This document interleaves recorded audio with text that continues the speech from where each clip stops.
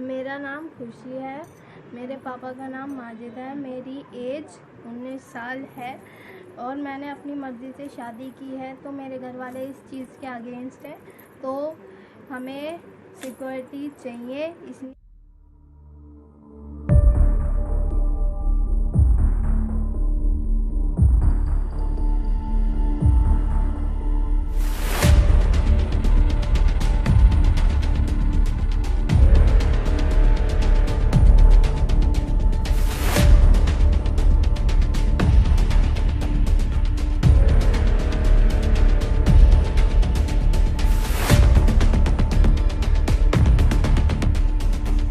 नमस्कार, आप देख रहे हैं टाइम एट कैपिटल और मैं हूं आपके साथ में आदित्य कुमार। बीते शनिवार को सराय काले खां के हरजन बस्ती में एक भीड़ द्वारा जो है सो हमला किया गया था। आप वो गली देख सकते हैं, ये एक गली है जो ये मेन सड़क है, यहाँ से आते हुए उसके बाद ये एक संकरी गली इस तरह से आकर के एक संकरी गली बनती है जो कुछ इस तरीके की ये गली है। और ये गली मैं आपको बताऊं, ये गली में इतनी जगह नहीं है कि एक साथ 4 से 5 आदमी जो है सो चल सके, या 6 आदमी जो है सो चल सके, या कोई ग्रुप जो है चल सके। लेकिन उस रात को बताया जाता है कि शनिवार की रात को लगभग 40 से 50 से 60 लोग जो थे इस गली में हमला किया था। और हमला का कारण क्या था? हमला का कारण ये था कि एक हिंदू लड़के ने एक मुस्लिम लड़की से प्रेम विवाह किया था, जिस कारण से उसके ऊपर हमला किया गया था। ये परिवार वालों का, जो पीड़ित हैं उन परिवार वालों का आरोप है। और मैं आपको दिखाऊंगा कि ये जो घर है जिस पे हमला किया गया था वो ये घर है, और इस घर पे जो है तलवारों से हमला किया गया था। और हमारे साथ में एक निवासी हैं यहाँ की, जो यहीं रहने वाली हैं, और वो उनके पेट में जो है तलवार से हमला किया गया है, वो घायल हुई थी। इनसे हम बात करते हैं कि आखिर उस रात को क्या हुआ था। उस रात को क्या हुआ था जब आप? रात को झगड़ा हुआ था जी, काफ़ी लड़के 50-60 लड़के थे जो आए हुए थे, डंडे और सब कुछ था उनका हथियार। तो आप कहाँ पर थी जब हमला हुआ? अंदर थे, हम अंदर थे। हम बाहर निकले गाड़ी खड़ी करने, हमारी गाड़ी वाड़ी तोड़ ताड़ दी, तलवार चला रहे थे। और जैसे भी क्या नाम हम बाहर निकले, उन्होंने वहाँ से फिर पथराव कर दिया हमारे ऊपर, ईंट मारी, फेंक के मेरे यहाँ भी लगी है, पैर में भी लगी है। वो देख सकता हूँ जहाँ चोट लगी है आपको, एक बार मुझे दिखाएंगे? तो ये जब आप अंदर थी तो अंदर घुस करके उन्होंने मारा आपको? अंदर घुस के मारा था। हमने दरवाजे अंदर खींच रहे, वो बाहर खींच रहे, हम अंदर खींच रहे, वो बाहर खींच रहे। सारे लिपटे पड़े थे लड़के काफ़ी सारे। तो यहाँ पे लड़के के भी दोनों उनका चोट लगी हुई है। कितने मुस्लिम परिवार हैं और कितने हिंदू परिवार हैं यहाँ पे? यहाँ थोड़े से ही हैं, मुसलमान बहुत ज़्यादा। और ये एक और बात, ये लोग कह रहे हैं कि ये हिंदू का घर माना जा रहा है और उसके एक घर बाद ये मुस्लिमों का घर है। बताया जा रहा है कि इस पर कोई हमला नहीं किया गया था, किसी तरीके कोई वो नुकसान नहीं किया गया था। उसका इन सब सड़कों पे, इन गलियों में, ये जो आप देख सकते हैं ये गली है, इसमें गाड़ियाँ लगी थी, जो बाइक लगे थे, मोटरसाइकिल लगी थी, उस पर भी हमला किया गया था। उसके बाद यहाँ से वो जो भीड़ है 50 से 60 लोगों की भीड़, वो यहाँ से गुजरते हुए ये क्या दिखाऊं पहली तरफ? हाँ। आप थे उस दिन यहाँ जब घटना हुई थी? जी हाँ, मैं था, लेकिन अंदर में सो रहा था। 11:30 बजे की घटना है।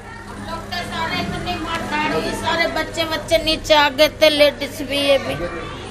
ये आप देख सकते हैं, इसमें शीशे पूरा का जो मार के गए हैं और सारा कुछ तोड़ के गए हैं। देखिए, तो फिर आप कहाँ पर थे जिस दिन घटना हुई थी? मैं ऊपर सो रहा था सर। क्या हुआ था उस दिन, बताएं?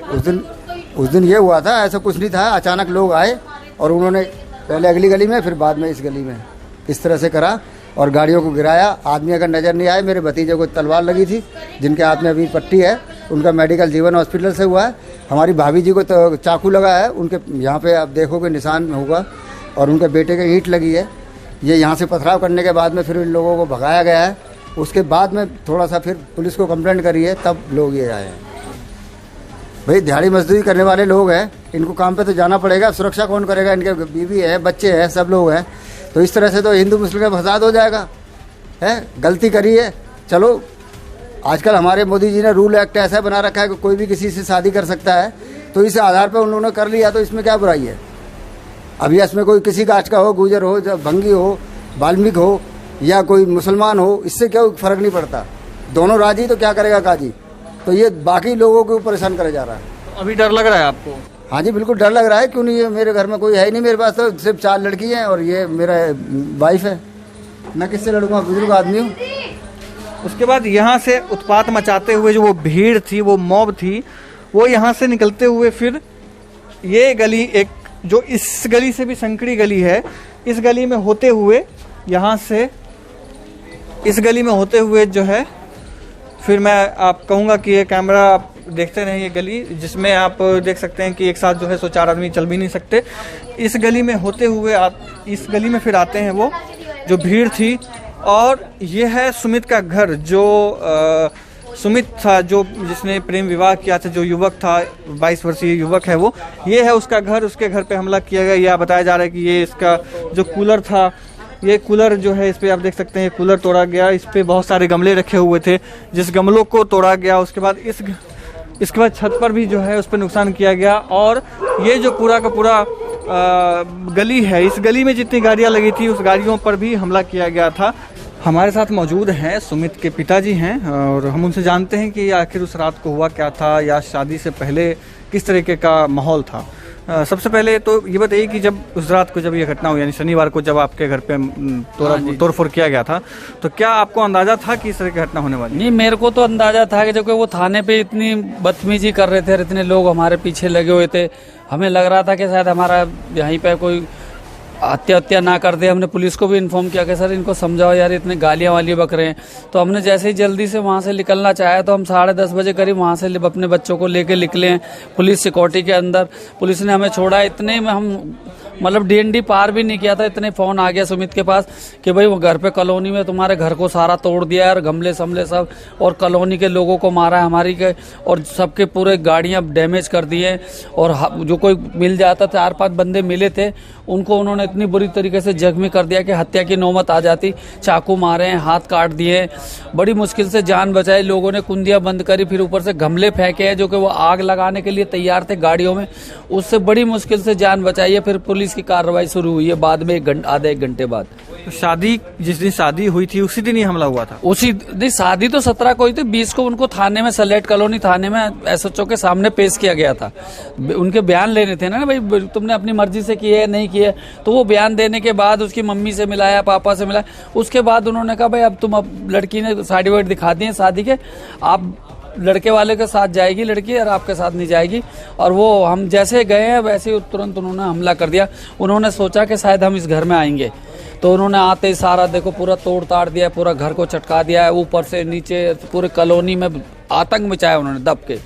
जो आदमी जो नीचे मिल जाता था वो हत्या कर देते, समझ लो। जो थोड़ा बहुत जिसने कोशिश किया उसको उन्होंने चाकू मारा, किसी को यहाँ हाथ काट दिया, किसी के रॉड मारी है, किसी के ईंटें मारी है।